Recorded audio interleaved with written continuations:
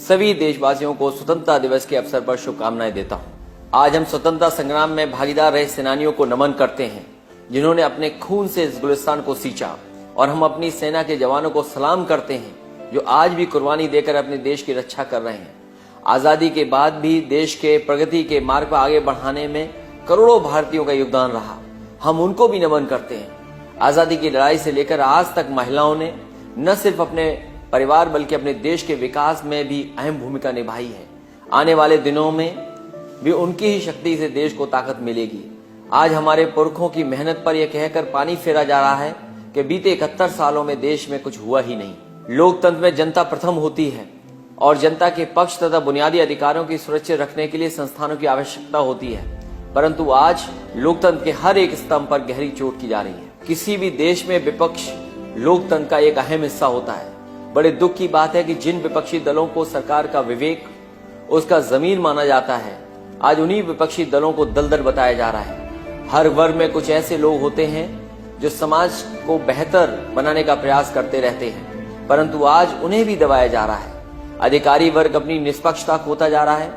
न्यायपालिका का हाल यह है कि माननीय सर्वोच्च न्यायालय के जज खुद लोकतंत्र के खतरे में होने की बात कर रहे हैं, और चौथे स्तंभ की वर्तमान हालत भी देश देख रहा है। हम सब जानते हैं कि अगर लोकतंत्र के स्तंभ अपनी निष्पक्षता और पारदर्शिता खो देते हैं तो वह देश कुछ विशेष लोगों तथा राजनीतिक दलों का शिकार बन जाता है।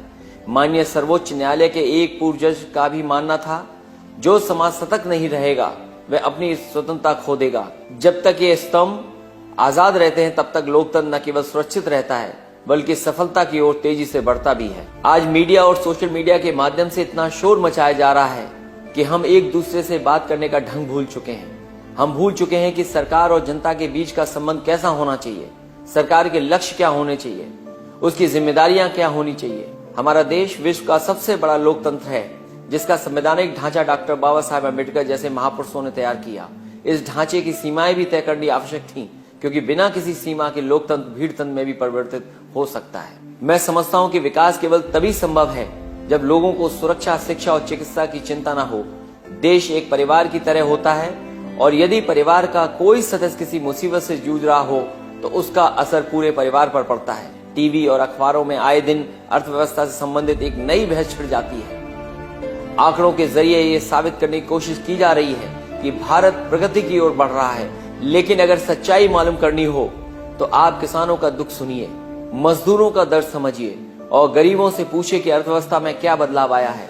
मध्यम वर्ग के लोगों से पूछिए कि महंगाई के चलते उन्हें कैसे पैसे बचाने पड़ रहे हैं। छोटे व्यापारियों के खाते देखिए, वे आंकड़े क्या बताते हैं, तथा कथित आर्थिक सुधार का असर हर वर्ग पर पड़ रहा है।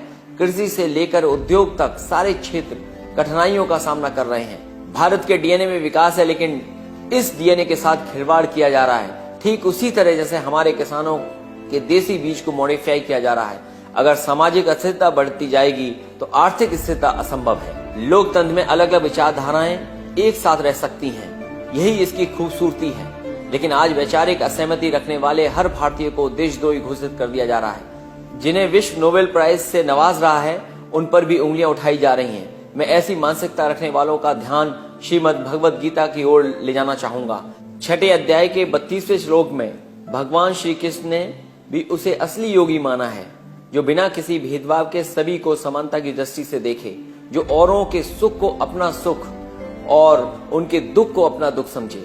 लोहिया जी भी कहते थे कि समता जीवन का उतना ही अहम लक्ष्य है जितना सत्य को खोजना, लेकिन आज धर्म, जाति और प्रांत के नाम पर देशवासियों को बांटकर उसके बीच नफरत का बीज बोया जा रहा है। कुछ लोग चाहते हैं कि हमारे गुलिस्तान में केवल एक ही रंग का फूल खिले, लेकिन आप और हम जानते हैं कि बागों की सुंदरता अपने फूलों की विविधता से मिलती है।